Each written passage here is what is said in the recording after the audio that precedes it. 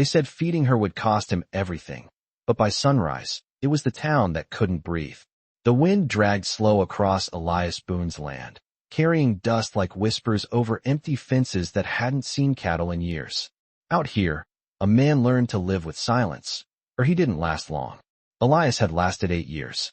8 winters of eating alone, talking to no one, watching the sun rise over land that gave him nothing back. They said he chose it, said he deserved it, said a man who once stood with them didn't belong with us anymore. Elias never corrected them. He just kept working the dirt like it might forgive him someday. That evening, just before the light broke into that thin copper line across the horizon, he saw her. A figure at the edge of his fence, barely standing, swaying like a shadow that hadn't decided if it belonged to this world. Her dress was torn by travel, dust clung to her skin, and her eyes, dark, steady, too aware, locked onto his like she had walked miles just to find this exact spot. Elias didn't move at first. He just stood there, one hand resting on the old wooden post, feeling the wind shift between them.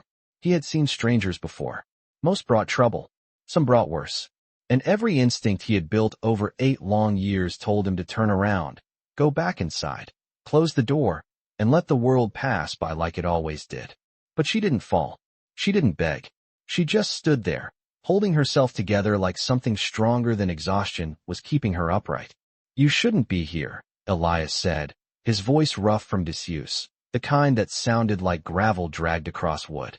She didn't answer right away, just took one step closer, slow, deliberate, like each inch mattered. Then she spoke, quiet but clear. Neither should you. The words settled between them, heavier than the wind. Elias studied her a moment longer, then turned, walking back toward the cabin without another word. The door creaked open, then paused. He didn't look back when he spoke again. There's food. Inside, the cabin smelled of old wood, coffee long gone cold, and something faintly burned from a stove that had seen better days. Elias placed the last piece of bread on the table. It wasn't much. Truth was it was everything he had left until the next supply run that might or might not happen. She stepped inside without hesitation, her eyes scanning the room not with curiosity, but recognition. Like she understood the kind of life that left a place this quiet.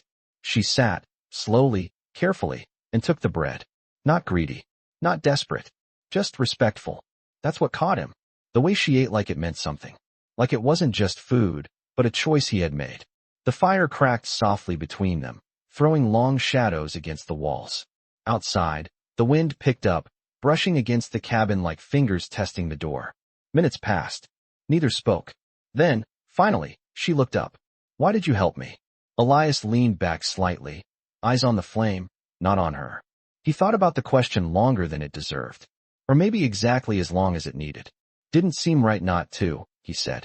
She watched him a moment longer, something unreadable passing through her gaze. Then she nodded once, as if that answer confirmed something she had been waiting for. The fire burned low. The night stretched long. And somewhere beyond the dark horizon, something had already begun moving toward him, though Elias Boone didn't hear it yet. Not the first step, not the second, only the silence before it arrived. The fire had burned down to a thin line of glowing red by the time Elias opened his eyes again, not from sleep, but from the habit of never letting a night pass completely unchecked. And for a moment he did not remember why the air felt different inside his own cabin, why the silence carried weight instead of the usual emptiness. Then he saw the chair across from him, and it was empty. The space where she had been sitting now holding nothing but a faint imprint in the dust, and a feeling he could not name.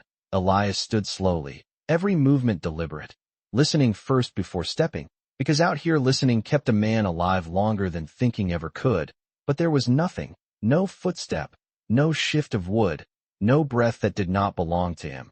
He moved to the table and stopped. The bread was gone, every crumb, but in its place sat something small, something that had not been there the night before. A silver chain coiled neatly like it had been placed with care rather than left behind. Elias did not touch it at first. He just stared, eyes narrowing slightly as the early light slipped through the cracks in the wall and caught the metal, making it glint just enough to pull attention but not enough to feel like an accident. Finally he reached out, fingers rough from years of work closing around it. The metal was warmer than it should have been, as if it had not been away from skin for long. At the center hung a small piece shaped like a curved feather, etched with markings he did not recognize but somehow felt he should. He turned it once, twice, then set it back down exactly where it had been, not out of fear, but out of respect for something he did not yet understand. Outside the wind had shifted. It came slower now, heavier, pressing against the walls instead of slipping past them. Elias stepped out onto the porch, boots settling into the dirt that had not changed in years. The land stretched out in front of him, the same as always, dry, quiet, untouched, but something in it felt wrong. Not visible, not clear, just waiting. He scanned the horizon out of habit, left to right, slow, measured, and that was when he noticed it. Not movement, not yet, just a faint disturbance in the distance, like heat rising off stone, except the air was too cool for that. He narrowed his eyes, stepping forward slightly, one hand resting on the porch rail. The wood creaked under his grip, grounding him, reminding him where he stood.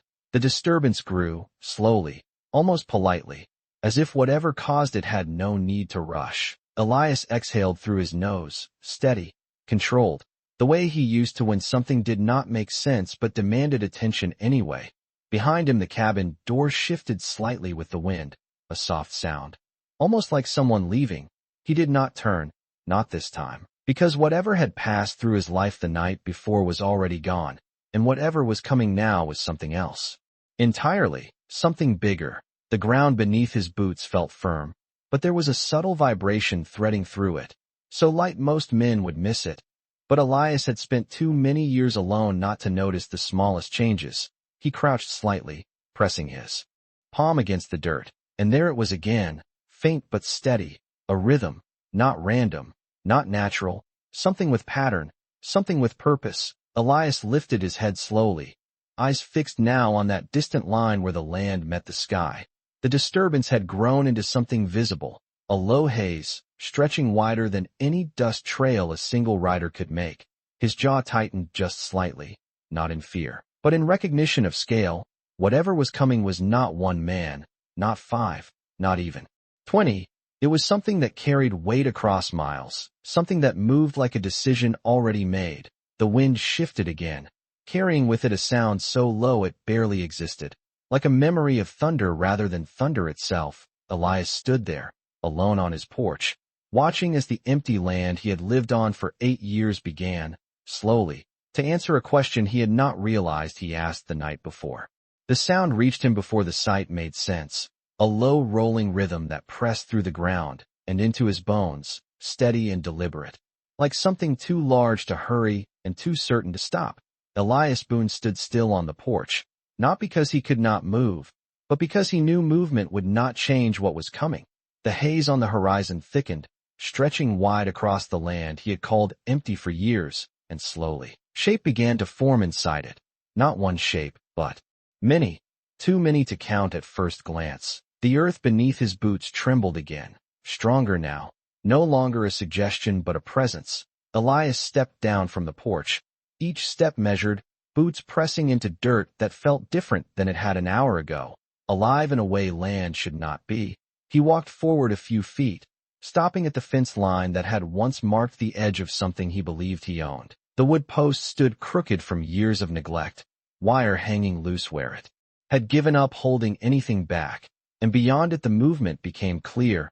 Horses, dozens at first, then more until counting lost meaning. They moved as one body, not scattered, not wild, but guided by something unseen. Their hooves struck the ground in a rhythm that echoed like distant thunder across open sky. Yet there was no shouting, no rider urging them forward, no dust-choked chaos. Only control, only silence carried inside power. Elias narrowed his eyes, scanning the front of the formation, expecting to see men, expecting to see someone leading this tide.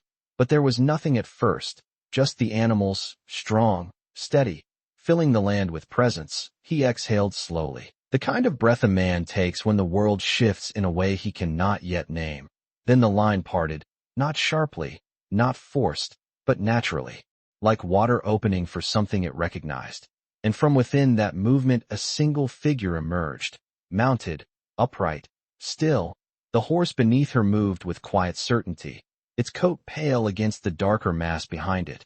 And as she drew closer, the distance between what Elias thought he saw and what he understood began to collapse. It was her, the same woman who had stood at his fence the night before. But nothing about her now carried the same weight of weakness or exhaustion. Her posture had changed. Her presence filled the space around her in a way that made everything else seem smaller. Her eyes found him before she reached the fence, steady, calm, knowing, as if she had expected him to be standing exactly where he was. Elias did not step back, did not reach for anything. He simply stood, one hand resting lightly on the broken wood beside him. The wind shifted again, brushing past both of them like it carried something unspoken between two worlds. The horses slowed as one, their movement easing until the entire mass came to a stop just beyond his land, not crossing, not pressing forward, waiting. The silence that followed was heavier than the sound had been. It settled over the ground, over the fence, over Elias himself, and for a moment nothing moved. Then she spoke, her voice carrying across the space between them without force, without strain, clear as if the land itself chose to listen. "You did not ask who I was," she said, not accusing, not questioning, simply stating what had already happened. Elias shifted his weight slightly, eyes never leaving hers. "Did not seem to matter," he replied, his voice steady despite the weight of what stood before him. She held his gaze a moment longer, then nodded once, small but certain, as if confirming something that had been decided long before.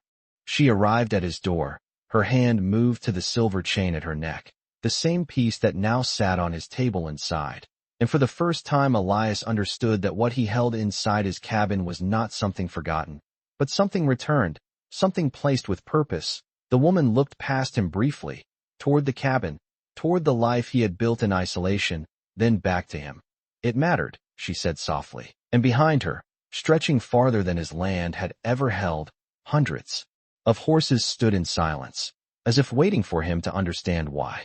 The wind moved first, slow and deliberate, brushing across the backs of the horses like a hand testing still water, and not one of them shifted out of place. Not one broke formation. They stood as if the ground beneath them had claimed them, as if they belonged to something larger than instinct. Elias Boone remained at the fence, fingers resting against the worn wood, his eyes fixed on the woman in front of them all, the same woman who had sat quietly at his table the night before, eating his last piece of bread without asking for more. And now she sat higher than everything around her, not elevated by the horse alone, but by something carried in the way she held herself. Calm, certain, unshaken by the silence that stretched between them. Elias tilted his head slightly, not in confusion, but in recognition that the moment demanded something more than simple answers. "You left this," he said, his voice steady as he reached into his coat and pulled out the silver chain, the small, feather-shaped piece catching the morning light just enough to draw the eye. He held it out slightly, not offering it back, just showing it. The woman's gaze dropped to it for a brief second, and in that moment something softened, not weakness, but memory. "It was never mine to keep," she replied, her voice carrying the same quiet strength it had the night before. Only now it held weight behind it. History. Elias studied her, then the horses behind her, then the land around them, the same land that had been empty yesterday now filled with presence so dense it felt like the sky itself had lowered. "Seems like you brought more than just a thank you," he said, and for the first time, a faint trace of something like a smile touched the corner of her expression, not amusement, but acknowledgement. "You think this is for one night," she said, not as a question, but as a reflection of what he might believe. Elias did not answer right away. His eyes drifted past her again, counting without counting, measuring without needing numbers, the scale of it all pressing quietly against his thoughts. Then he looked back at her. "I think nothing shows up like this without a reason," he said, simple, direct, the way a man speaks when he has learned not to waste words on guesses. She nodded once, slow, deliberate, and turned slightly in the saddle, her hand lifting just a fraction, not commanding, not forcing, just signaling, and behind her the horses shifted as one, a subtle movement, barely more than a breath, but enough to make the ground answer again with that low, steady tremor. Then they settled, still again, waiting, Always waiting. Elias felt it then, not in the ground, not in the air, but in the space between what he had been and what he was standing in now. A weight of consequence, of something unfinished reaching forward into this moment. The woman turned back to him, her eyes holding his with a clarity that did not leave room for misunderstanding. 8 years ago, she said softly, and the words landed heavier than anything else that morning. Elias did not move, but something behind his eyes shifted, something old, something he had buried deep. Enough to forget the shape of it. You rode through a place you did not belong, she continued, her voice steady, not accusing, not forgiving, just stating what was already true. Elias's hand tightened slightly around the chain, the metal pressing into his palm, grounding him. You could have kept riding, she said. Most did. The wind picked up again, carrying dust between them, but neither of them looked away. But you did not, she finished, and the silence that followed was not empty. It was full of everything that had not been said for 8 long years. Elias exhaled slowly, his gaze lowering for just a moment before returning to her. I remember enough, he said quietly, and that was all he offered. No defense, no explanation, just the truth he could carry. The woman studied him, searching not for details, but for something deeper, something that could not be spoken. Then she nodded again, smaller this time, almost to herself. Good, she said, and behind her, stretching across the land like a living horizon, the horses stood unmoving, as if the past itself had come back not to judge, but to be answered. The chain felt heavier now, not because it had changed, but because Elias understood that it carried more than metal, more than markings. It carried a moment he had tried to leave behind, and the woman in front of him sat quietly, letting that weight settle without rushing him, without pushing him forward. The horses behind her remained still, stretching across the land like a promise that had already been made long before this morning. Elias turned the chain once in his hand, then lowered it. Slowly, his eyes drifting toward the horizon before returning to her. You said I did not keep riding, he murmured, more to himself than to her. The memory was not clear, not sharp, just fragments, a path that did not belong to him, a choice made without thinking, a moment where turning away had not felt right, and yet he had never stayed long enough to understand what it meant. The woman watched him closely, not judging, not waiting for an apology, only waiting for him to reach the part that mattered. You stopped, she said softly, finishing the thought he could not fully form. And you saw something others chose not to see. Elias exhaled slowly, the kind of breath that carried years in it. I did not stay, he replied, his voice steady but quieter now. Whatever it was, I left it behind. The wind shifted again, brushing past them both, and for the first time since she arrived, the woman's gaze softened in a way that felt almost human, almost familiar. You left, she agreed. But not before you changed something. Elias looked at her then, truly looked, not at the woman who stood in front of him, but at the space behind her words, the part that connected what he had done to what now stood across his land.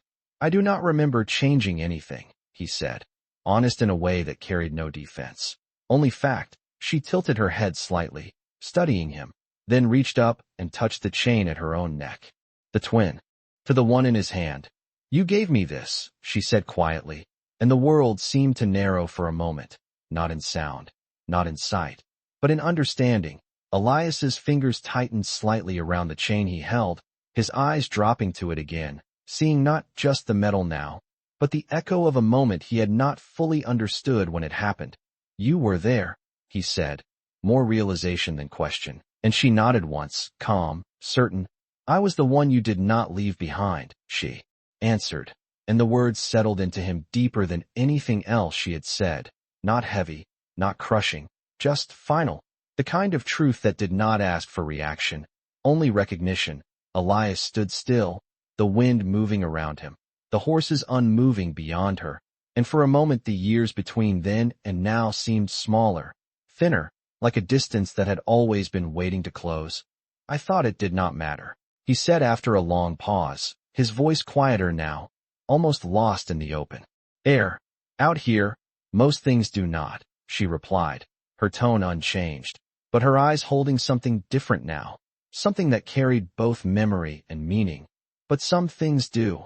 Elias lifted his gaze again, meeting hers fully, and for the first time since the horses appeared, there was no distance in it, no uncertainty, only the quiet understanding that what stood in front of him was not chance, not coincidence, but consequence. The woman turned slightly again, her hand moving once more, in that small, deliberate way, and behind her the horses shifted again, a low ripple passing through them like a breath moving across water. Then stillness returned, deeper than before. "They are not here because you fed me," she said, her voice steady, clear, carrying across the space between them without effort. Elias did not respond. He only listened, because he understood now that what she was about to say mattered more than anything that had come before. She looked at him, not as a stranger, not as a man on the edge of her world, but as someone already written into it. "They are here," she continued, "because you chose not to be the man they expected you to be." The words did not rise, did not fall. They simply landed, and behind her, stretching across the land that had once been empty, the horses stood like witnesses, silent, patient, waiting for what Elias Boone would do with the truth he had finally been given. The words did not fade when she finished speaking. They stayed, hanging in the air like something that refused to be ignored, and Elias Boone stood there with the chain in his hand, feeling the quiet weight of a choice he had made years ago finally catching up to him, not as regret, not as punishment, but as something else entirely, something that asked more from him than silence. The wind moved again, slower now, as if even it had settled to listen. Elias glanced past her once more, at the horses, at the sheer number of them stretching across land that had once held nothing but dust and stubborn grass, then back to her. "And now what?" he asked, not sharp, not demanding, just direct, the way a man speaks when he knows the answer matters more than the question. She did not respond immediately. Instead she looked around, taking in the cabin, the fence, the worn earth beneath his boots, the life he had chosen to build away from everything else. "Now," she said quietly, "you decide. If that choice still belongs to you." Elias frowned slightly, not in confusion, but in the way a man does when he hears something that sounds simple but carries more beneath it. "I already made it," he replied, lifting the chain slightly as if it proved his point. She shook her head once, slow, certain. "You made it once," she said, "when it cost you nothing but a moment." Her eyes met his again, steady, unwavering. "This time, it cost you everything that came after." The words settled deep, not loud, not forceful, but undeniable. Elias looked down briefly, the ground beneath him steady but no longer empty, then back up. "You think this changes anything?" he asked, his tone even, but there was something beneath it now, something that had not been there before. She did not flinch, did not look away. "It already has," she answered, and for the first time since she arrived, there was something in her voice that felt like truth without distance, the kind that did not need to be explained, only accepted. Elias exhaled slowly, his gaze drifting once more across the horses, the way they stood, patient, unmoving, not pressing forward, not retreating, waiting for something that had not yet happened. "They are waiting," he said, more observation than question. She nodded once. "Not for me," she replied. "For you." Elias's jaw tightened slightly, not in anger, but in the recognition of responsibility, the kind that does not arrive with warning, the kind that simply appears and expects to be carried. He looked at the fence then, the broken line that had once separated what was his from what was not, the wire loose, the posts leaning, a boundary that no longer meant anything in the face of what stood beyond it. He stepped forward, one slow step, then another, stopping just short of the line, his hand resting on the top rail, fingers brushing the worn wood as if measuring its strength, or perhaps its meaning. The woman watched him without speaking, without guiding, without interfering. Because this part did not belong to her, Elias glanced back at the cabin for a brief moment, the door still slightly open, the life he had lived contained within those walls, quiet, predictable, untouched, then back to the land, to the horses, to the future that stood in front of him without asking permission. "If I open that gate," he said slowly, his voice carrying just enough weight to make the air listen again, "nothing stays the same." She did not hesitate. "It was never the same," she replied, And that was the truth of it. Simple, unadorned, impossible to argue with. Elias stood there a moment longer, the chain still in his hand, the wind moving gently around him, the ground steady beneath his boots, and then, without another word, he reached for the latch, his fingers closing around cold metal that had not been touched in years. The sound it made when it shifted was small, almost insignificant, but it carried farther than it should have, out across the land, through the stillness, into the waiting silence of hundreds of horses that did not move, did not react, did not need to, because they already knew what mattered was not the gate, but the man who chose to open it. The latch gave way with a sound so small it almost disappeared into the open air, but out here, small sounds carried meaning, and Elias Boone felt it travel farther than the metal itself. Through the wood, through the ground, through something unseen that had been waiting long before his hand ever touched it. He did not pull the gate open all at once, not like a man rushing into something he did not understand. He moved it slowly, the hinges protesting in a low, tired groan that spoke of years without purpose. The gap widened inch by inch, enough for a single horse, not enough for the weight of what stood beyond it, and still, the horses did not move, not one step, not one shift. They remained where they were, as if the open path meant nothing without something else. Elias stepped back from the gate, his hand falling to his side, the chain still wrapped loosely in his fingers. He looked at her, standing tall on the pale horse, her gaze never leaving him, calm, certain, like she had already seen this moment play out before it ever arrived. "It is open," he said, his voice steady, but quieter now, not questioning, not declaring, just stating what had been done. She inclined her head slightly, acknowledging the truth of it. But nothing changed. The horses remained still, the air remained heavy, the land remained suspended between what had been and what could be. Elias narrowed his eyes just slightly, then glanced past her again, searching for what he had missed, because he understood now that opening the gate had not been the decision. It had only been the beginning of one. "What are they waiting for?" he asked, and this time there was something beneath the question, not doubt, but awareness. The woman studied him for a moment longer, then slowly guided her horse forward, one step, then another, until she reached the edge of the open gate. She stopped there, not crossing, not entering, simply standing at the line that no longer held meaning. "They follow what is given," she said softly, her voice carrying across the space between them. "Not what is taken." Elias held her gaze, the words settling into place with the rest of what he had begun to understand. His grip on the chain tightened slightly, then loosened again, and he looked back at the land behind him, the dry stretch of earth that had never asked anything from him except endurance, then back at her. "I have nothing to give," he said, not as a refusal, not as an excuse, but as a truth shaped by years of living with less than enough. She did not argue, did not correct him. She only watched, waiting, because this part could not be explained. It had to be seen. Elias stood there, the wind brushing lightly against his coat, the silence pressing in from all sides. And then, slowly, something shifted inside him, not loud, not sudden, just a quiet recognition of what he had already done once before. He lifted his hand, the one holding the chain, and looked at it again, really looked this time, not as an object, not as a memory, but as something that had been given back to him for a reason. His fingers opened slightly, letting the chain rest in his palm, exposed, offered, not to her, not to the horses, but to the moment itself. He stepped forward, closing the distance to the gate, stopping just beside her, not behind, not below, but beside, where choices are made without witnesses. He reached out and hung the chain on the broken post of the fence, letting it catch the morning light, letting it be seen. Then he stepped back again, saying nothing, doing nothing more.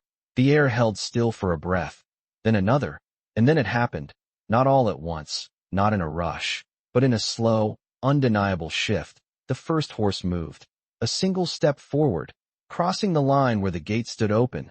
Then another followed, and another, not driven, not forced, but drawn, as if something invisible had been acknowledged. Elias watched, without speaking, without moving, as the line began to change, as stillness turned into motion, as the land he had held empty for years began to fill, not with noise, not with chaos, but with presence.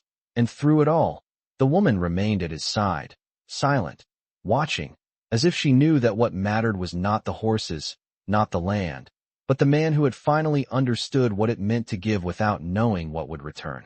The first horse crossed without a sound that matched its weight, hooves touching the dry earth like it remembered how to step lightly, and the others followed, not rushing, not crowding, but flowing through the open gate in a slow, steady line that stretched farther than Elias Boone could see, each one moving with the same quiet certainty, as if they had not just been released, but invited.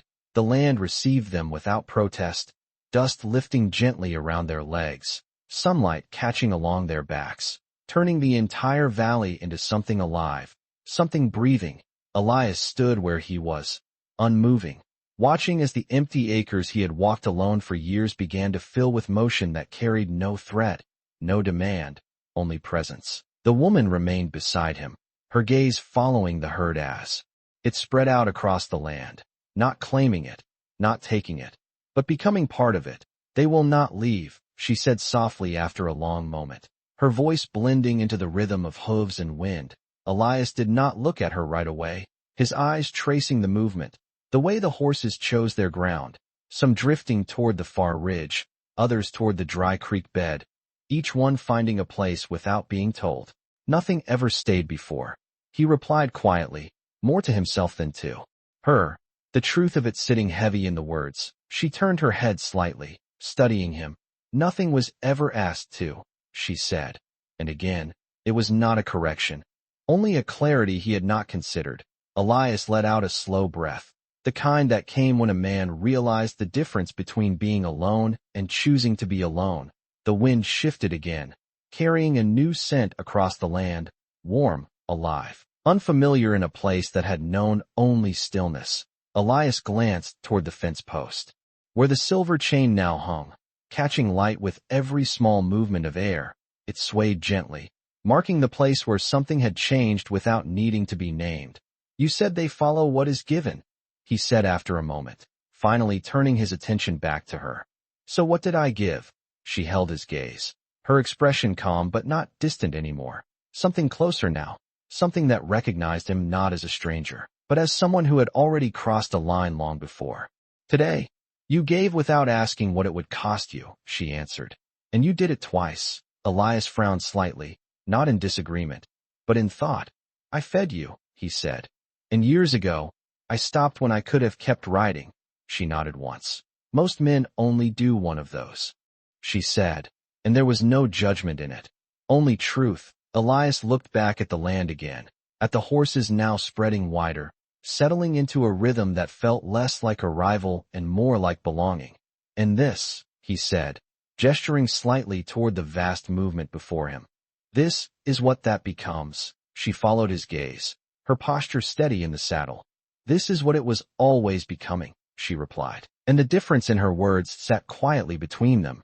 Elias remained silent for a long moment, letting the sound of hooves, the movement of wind, the shift of something new take its place inside the space he had lived in for so long.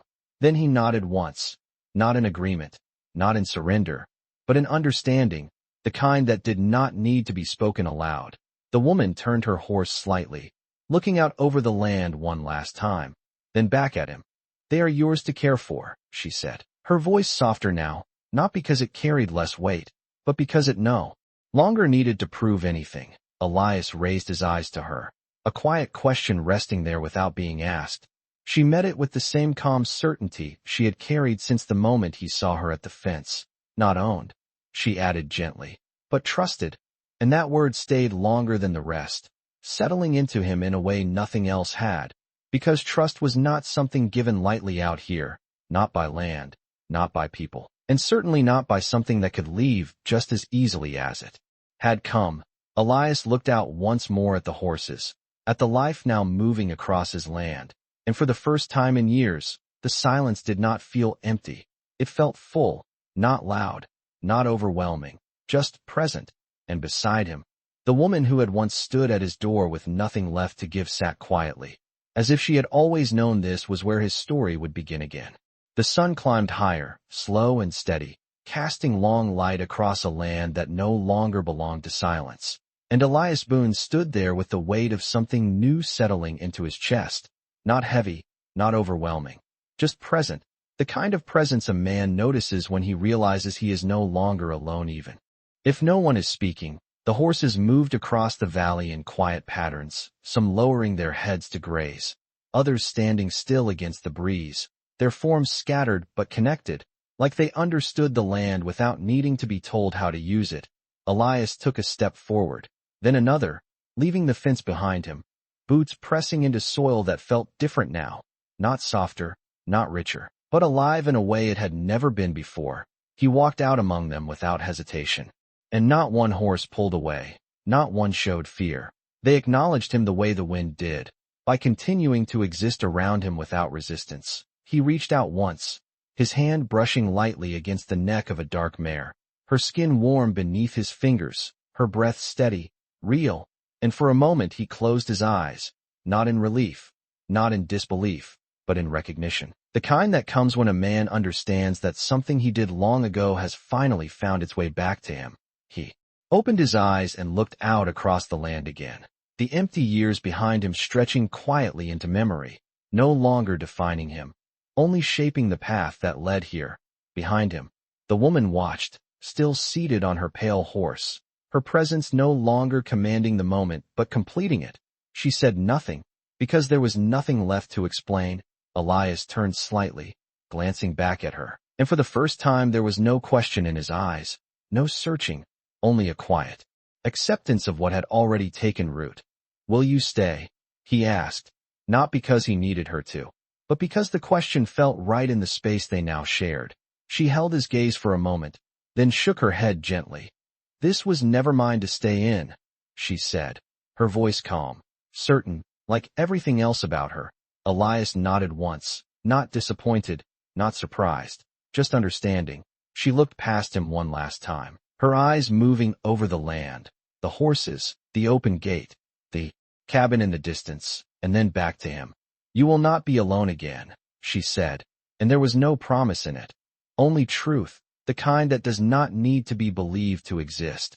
Elias let out a slow breath, the corners of his mouth shifting just slightly, not quite a smile, but something close enough to matter. "I never was," he replied, and this time, he believed it. The woman studied him a moment longer, then turned her horse, guiding it away from the gate, away from the land, her figure moving slowly across the horizon, not disappearing, just becoming part of the distance the way everything else eventually does. Elias watched her go, not following, not calling out, because some things were not meant to be held, only understood. The wind moved again, brushing across the land, carrying the quiet rhythm of hooves, the soft sound of life settling into place. And Elias Boone stood there among it, a man who had once chosen to stop for a moment without knowing why, and now stood in the middle of everything that moment had become. The chain swayed gently on the fence behind him, catching the light with every small movement, a reminder not of what he had done, but of what he had chosen to be. And out here, where the land remembers, more than men ever will, that was enough.